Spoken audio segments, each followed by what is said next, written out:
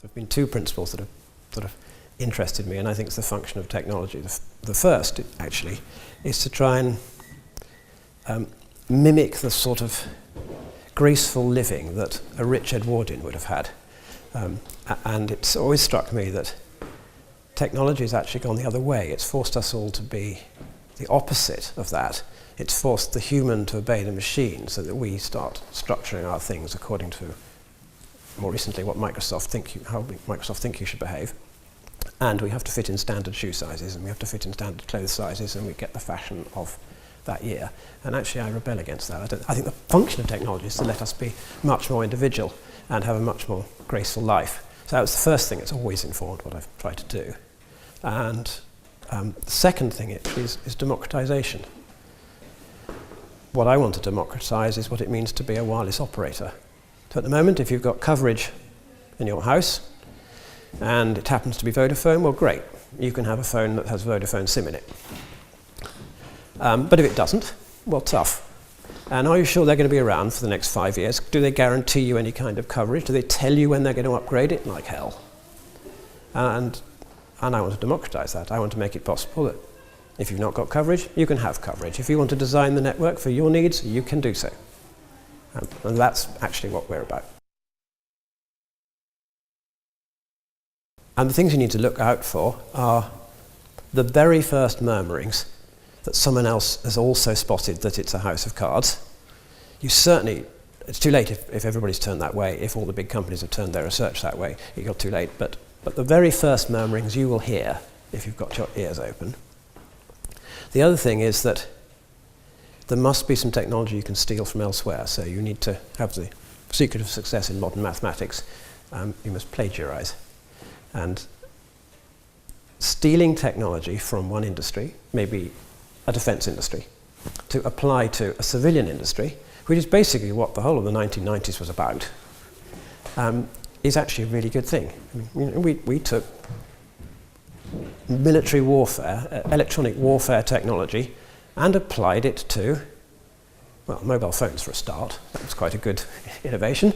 But we also applied it to circuit breakers or to electricity meters, which are much more trivial things. So I think it's spotting that combination of the technology is available, but the current practitioners in the industry that's about to collapse just don't understand it. They've not been trained that way. The propensity to fund you is usually the difference between success and failure. You have to present the aspect which is currently fundable, not all of it. It's not that you're ever dishonest, but if you go and say, I am democratizing this industry, then it's too airy-fairy. You can't put some numbers against it. If you go along and say, listen, I can build this thing for 1/10 the cost,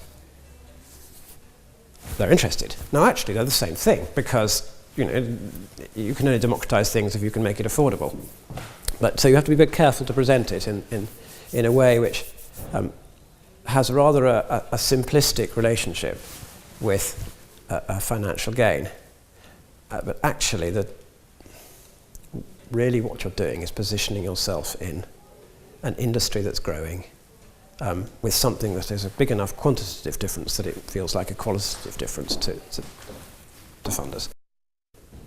The normal reaction to what I presented, which is that there's this massive industry worth $1 trillion a year, which is due for growth of about 30%, which is a mere $300 billion a year, provided they can go through some big transformation and get some new technology, which, by the way, I've just thought through.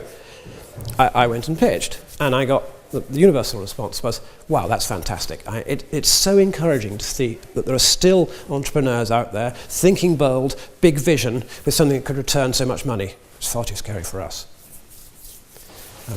And actually, I had to cut back from that to something much more credible that was older, a hundredth of that kind of size, a much more conservative plan to get the funding. Doesn't mean I've given up on the big one, but it means I've got some less exciting milestones on the way. Well, I take the example of semiconductor industry and CSR, which I founded, and we thought we were doing quite well, and we were worth $1 billion plus, and our turnover was $700 million a year, and share price nice and high, and we were growing. It was very good. And about 2006, I wanted to start doing something different, and actually spend quite a lot of the R&D money on something other than the core business. And the dilemma for the finance director and the chief executive is always, well, hang on, I mean, we've got a choice between making some profit, which presumably makes the company reasonably valuable, or spending it on R&D, so should we depart from our long-term business model? If we're spending it on R&D, should we spend it on things which all our salesmen and customers say they want? More of the same, essentially. More of the same, but a bit cheaper, which actually is pretty Pyrrhic victory, because if you do it, then you get less money from your customers, so it's not entirely good. Or should we say, well, actually, we now understand that, so let's move on to something else, and ourselves trash what we created when we're number one. And I would say there is almost no chief executive and FD in the world who is brave enough to take the decision, and yet, by not taking the decision, they always ensure their own doom. Actually, a smart company, I think, should obsolete its own products, and the moment it should be adopting a new technology, or a new approach, or a new market, is when their market share is still at its peak, but you can see with any forward projection it's about to plateau. So actually you've got to place a bet. And after that, you've actually got to go for it, and you've got to go for it wholeheartedly. And it's not skunkworks, just in R&D. It's got to inform everything from the website design. Every conversation every salesman has with every customer must be steering them towards this new direction you've decided to take. It has to come absolutely from the top. We are doing this new thing.